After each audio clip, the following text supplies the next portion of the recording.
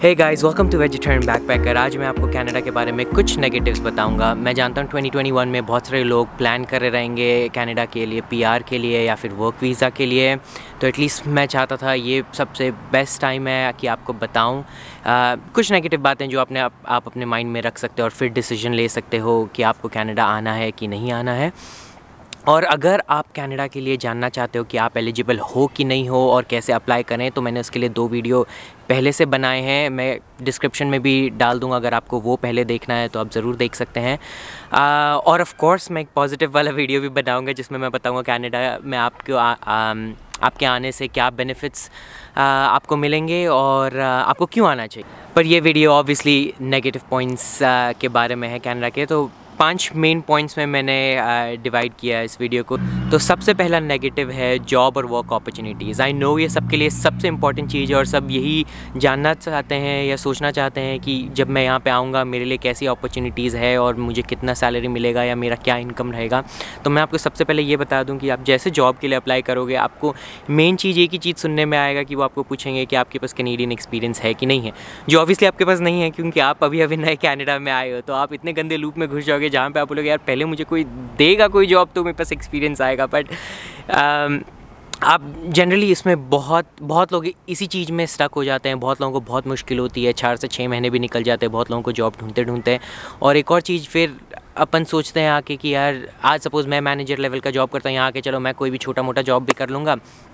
पर उसके लिए मैं सोचा चलो ये लास्ट में अप्लाई करेंगे, पहले दूसरे बड़े जॉब अप्लाई करते हैं। बट आप उसके लिए भी अप्लाई करोगे तो आपको क्या है, आपको उसके कॉल्स कभी नहीं आएंगे या बहुत रेयरली आएंगे, क्योंकि वो भी जानते हैं जब आपको सपोज़ आपका रेज्यूमे देखोगे और अगर आपके रेज्यूमे में लिखा हुआ है कि आप ठीक है आप मार्केटिंग मैनेजर हो, आप सपोज़ इंजीनियर ये हो, आप प्रोडक्ट मैनेजर हो और या फिर आप यहाँ हो और वहाँ हो और आपने इतना बड़ा काम किया है, तो आपको क्यों हायर करेंगे, राइट? क्योंकि वो भी जानते हैं आपका रेज्यूमे देख के कि भाई जैसे आपको कोई दूसरा अपॉर्चुनिटी मिलेगा आप छोड़ के चले जाओगे, आप 1 महीने में चले जाओगे, आप 1 हफ्ते में चले जाओगे, तो उन लोग का पूरा ट्रेनिंग और जो आप पे खर्चा रहेगा वो सब वेस्ट।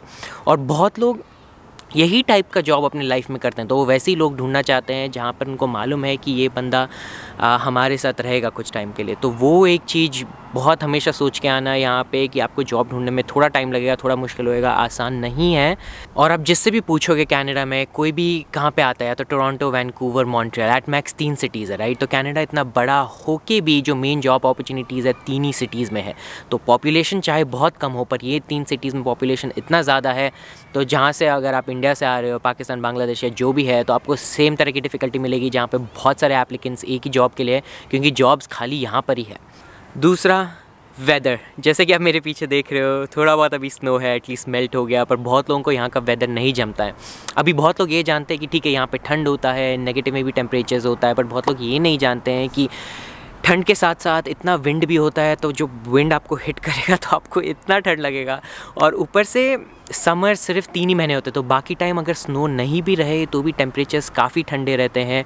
और दूसरा ये आपको कोई नहीं बताता कि आपको एक दिन में 4 भी वेदर देखने मिल सकते हैं। जैसे मैंने एक दिन में स्नोफॉल भी देखा है, स्नो के बाद मैंने रेन भी देखा है, तो पूरा स्नो कीचड़ हो जाएगा। मैंने उसके बाद सनशाइन भी देखा है, साथ में क्लाउडी विंडी वेदर मैंने देखा है। तो बहुत लोगों को क्या है, ये कांस्टेंट वेदर चेंज जमता नहीं है, तो यहाँ आने के बाद उनको रियलाइज़ होता है कि कॉन्स्टेंटली बीमार है या उनको फ़ीवर है या उनको जम नहीं रहा है। तो ये हमेशा सोच के आना कि अगर आप वेदर से आपका कोई भी तरह का दुश्मनी है तो ये आपके लिए सही जगह नहीं है। ज़्यादा से ज़्यादा एटलीस्ट टोरंटो ओंटारियो, ज़्यादा से ज़्यादा मैं आपको बोलूँगा कि आप वैंकूवर थोड़ा वेस्ट साइड में जाइए, जो वहाँ पे ठंड थोड़ी कम होती है, बट वहाँ पे वेदर यूके जैसा है। अगर आप जानते होंगे तो मतलब आपको 70% ऑफ द ईयर 70% आपको बारिश मिलेगा ही, जो मुझे पर्सनली सख्त नफरत है उससे, क्योंकि जैसे ही आप बाहर जाओगे आप भीगोगे। थर्ड पॉइंट सेगवे करने के लिए, जो कि पूरा एक्सपेंसेस के बारे में है, कनाडा एज अ होल। मैं कनाडा एज अ होल नहीं कहना चाहता हूँ, but 2 cities as a whole, Toronto, Vancouver, पर जैसे मतलब लोग यहीं पे आना चाहते हैं कि one of the most expensive cities in the world है। दोनों cities I am pretty sure top 10 में आते हैं एक्सपेंसिव सिटीज़ के। तो यहाँ पर हम जैसे लोगों को बोलते हैं अर्बन पुअर। आप जो कमा रहे हो, आप ठीक है आप अपने आप को सस्टेन कर पाओगे, पर आपका सेविंग्स उतना कुछ नहीं होगा कि ठीक है आप अच्छे कपड़े पहन रहे हो, आप अपना साल का 1-2 ट्रिप्स भी कर रहे हो, आप अपना घूम रहे हो, अच्छी लाइफ ले रहे हो, पर सेविंग्स के तौर पर आपको बहुत सारे चीज़ कट डाउन करने पड़ेंगे अपने खुद के डे टू डे लाइफ्स में, अगर आपको यहाँ पर एटलीस्ट अगर कुछ एस्टैब्लिश करना है। फोर्थ चीज़, और ये थोड़ा टची टॉपिक है, जो है रेसिज्म, राइट। हम यहाँ पे जब कनाडा आते हैं तब सबको ये लगता है यार कनाडा तो इतने सारे कंट्री से लोग लेता है, यहाँ तो रेसिज्म होगा नहीं, बट ये बिल्कुल गलत है। बल्कि मैं बोलूँगा यहाँ पर जितना मैंने रेसिस्ट बिहेवियर देखा है मैंने और दूसरे कोई कंट्री में नहीं देखा, और मैं अभी तक 22 कंट्रीज़ में गया हुआ हूँ। तो ग्रांटेड दूसरे कंट्रीज़ में मैं रहा नहीं हूँ तो मुझे डे टू डे लाइफ में उतना रेसिज्म दिखता नहीं है। मैं तो वहाँ दूसरे कंट्रीज़ में जब गया था ट्रैवल करो 10 दिन 20 दिन वापस आ जाओ, राइट। तो यहाँ पर ऑब्वियसली मुझे ज़्यादा देखने मिलता है, बट यहाँ पर रेसिज्म कैसा, आपको रेसिज्म फेस पे नहीं दिखेगा, यहाँ पर बहुत सटल है, तो आपको मतलब नोटिस करना रहेगा। पर आप जब यहाँ रहने लगोगे तो आपको डे टू डे लाइफ में वो दिखेगा। जैसे मैं आपको थोड़ा एग्जांपल्स देता हूँ। आप जैसे रास्ते पे चल रहे हो, कोई ना कोई अगर ब्रोशर बांट रहा है, तो मैंने बहुत लोगों को देखा है कि ठीक है एक बार का तो चलो मुझे दे दिया, आगे उसने देखा कि ठीक है कोई इंडियन बंदा या कोई ब्राउन बंदा चल रहा है, उसने उसको नहीं पकड़ाया, राइट। मतलब ऐसे देखा देखी में आपको मालूम नहीं चलेगा, पर अगर आप नज़र रखोगे तो आपको रियलाइज़ होगा कि भाई ठीक है वो स्क्रूटनाइज़ कर रहा है कि उसको किसको देना है और किसको नहीं देना। और ऐसा नहीं है कि ठीक है उसको कोई गरीब लग रहा है या कोई उससे अमीर लग रहा है, क्योंकि सब मोस्टली जैकेट पहन के घूमते रहते 3/4 ऑफ द ईयर, तो किसी को मालूम नहीं है कि कौन ठीक है, कितना किसके पास कितना पैसा है। दूसरा चीज़ एक और मैंने देखा है कि जैसे मैं बहुत लोगों के साथ बात कर रहा हूँ, ठीक है, बात बहुत अच्छी चल रही है 1 घंटे से 2 घंटे से, अचानक से कोई मुझे पूछता है कि भाई ठीक है तुम कहाँ से हो, क्योंकि शक्ल से ऑब्वियसली रियलाइज़ नहीं होता कि भाई ठीक है किधर से बंदा। और जब मैं बोलता हूँ कि मैं इंडियन हूँ, तो उसके बाद 5 मिनट बाद कोई ना कोई कॉन्वर्जेसन चेंज करके कहीं ना कहीं चले जाएगा, वापस कभी दिखेगा नहीं, या फिर कोई ना कोई तभी बात करना अगर इंटरनेट पे तो इग्नोर करने लग जाएगा। तो आपको ऐसे थोड़ी बहुत चीज़ें आपको बहुत आपके डे टू डे लाइफ में दिखेंगे, आपको थोड़ी बहुत चुभेंगे भी, पर ये आप सोच के मत आना कि भाई ठीक है यहाँ पर ऐसा कोई रेसिज्म होता नहीं है। यहाँ पे प्रॉब्लम क्या है, इंडियन सबसे बॉटम है फूड चेन के, राइट। और मैं इंडियन मतलब इंडियन पूरा सब कॉन्टिनेंट, यानी पाकिस्तान, बांग्लादेश, श्रीलंका, नेपाल, अब जो भी है पूरे सब कॉन्टिनेंट में पकड़ लो, क्योंकि इंडियन लाइव्स मैटर के बारे में तो कोई बोलता नहीं है। और जैसे आप कोई भी चीज़ suppose black people, Mexican people, Asian people के बारे में बोलो तो बहुत रेसिज्म, जल्दी से कोई ना कोई आपको बोलेगा अरे भैया ये रेसिस्ट है। पर आप इंडियन के बारे में कोई कुछ भी बोल दो, कोई आपको कुछ नहीं बोलेगा। क्यों? क्योंकि अपन आपस में ही लड़ने में बिजी है और अपन अपने राइट्स के लिए ही नहीं लड़ते हैं। बट एनीवेज ये टोटली दूसरा टॉपिक है, तो मैं इसमें ज़्यादा नहीं घुसना चाहता हूँ। पर एटलीस्ट मैं आपको वार्न करना चाहता हूँ कि यहाँ पे आके जो रेसिज्म हर कंट्री में जो होता है इस कंट्री में भी है, तो आप थोड़ा अगेन आपको थोड़ी मैच्योरिटी खुद दिखानी होगी। रेसिज्म इसलिए भी है क्योंकि लोगों को इमिग्रेंट्स पसंद नहीं है, राइट। क्योंकि लोगों को लगता है ये बाहर से ये सब लोग आ रहे हैं और हमारे जॉब्स ले रहे हैं और फिर हमें ये छोटे मोटे मिनिमम वेज जॉब्स मिल रहे हैं। तो आपको उसका भी थोड़ा ध्यान रखना होगा कि कौन से मैनेजर आपको या कौन से कंपनी आपको हायर कर रहे हैं और कैसे वहाँ पे लोग हैं। 5th पॉइंट जो मेरा आखिरी पॉइंट है वो है लॉजिस्टिक्स और होम सिकनेस, राइट। लॉजिस्टिक्स इसलिए क्योंकि ये चीज़ याद रखना, इंडिया से कनाडा इतनी लंबी फ़्लाइट है, 20-22 घंटे, कोई फ़्लाइट 25-27 घंटे। अगर आप उतना टाइम फ़्लाइट में बिता पाओ, अगर आप चाहते हो आपके पेरेंट्स आपको विज़िट करें, उनके लिए बहुत डिफ़िकल्ट हो जाता है, राइट। एक टाइम के ओल्ड एज में उतना टाइम एक ही कुर्सी पे बैठना फ़्लाइट में और वापस आना इज़ डिफ़िकल्ट। और दूसरा चीज़, अभी जैसे कोविड भी है तो आप जहाँ पर भी जाओगे तो 14 दिन क्वारंटीन। तो अगर आपको वापस इंडिया आना है, वापस 14 डेज़ क्वारंटीन, वापस कनाडा आना है, वापस 14 डेज़ क्वारंटीन।